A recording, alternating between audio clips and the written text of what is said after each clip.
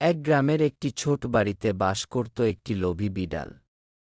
সে গৃহস্থের বাড়িতে চুরি করতে খুবই পছন্দ করত।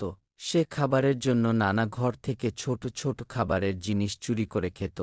তবে আজকের দিনটা ছিল তার জন্য একটু আলাদা। কারণ আজ সে একটি মোরগ ধরে নিয়ে আসলো এবং মোরগটিকে খাওয়ার জন্য খুবই উদ্যমী হয়ে উঠল। কিন্তু মোরগটি ছিল শক্তিশালী এবং সাহসী, তবে বিড়ালটি তো তাকে মেরে খাবেই। তবে সে জানত শুধু শুধু কাউকে মারা ঠিক নয়, তাই বিড়ালটি কিছু একটা অজুহাত খুঁজতে লাগল এবং মোরগটিকে বলল, তুই তো একটা মারাত্মক ঝামেলা। ভোররাতে তোর ডাক শুনে মানুষ শান্তিতে ঘুমোতে পারে না। তোর এই কর্কশ ডাকের কারণে সবাইর অনেক অসুবিধা হয়। তাই তোকে মরতে হবে।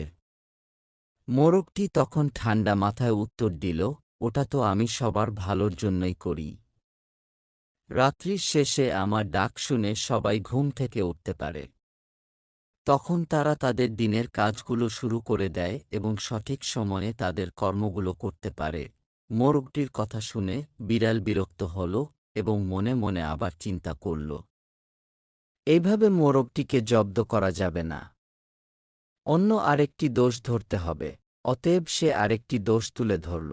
আচ্ছা, শুনলাম তুই নাকি তোর পরিবার ও আত্মীয়স্বজনদের সঙ্গে অত্যন্ত খারাপ আচরণ করিস। তুই তাদের ওপর অনেক অত্যাচার করিস। তাই তোকে বাঁচিয়ে রাখা যাবে না।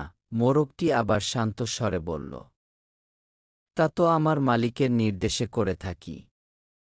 আমার মালিকের খুশি হওয়াটা খুবই জরুরি।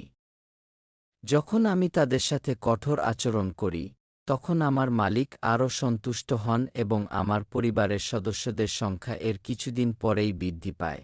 এইবার বিড়ালটি মোরগটির কথা শুনে আরও বেশি বিরক্ত হয়ে বলল, তোর আর কোনো কথা আমি বিশ্বাস করি না আর শুনতেও চাই না। আর বেশি কথা না বাড়িয়ে আমাকে খেতে দে।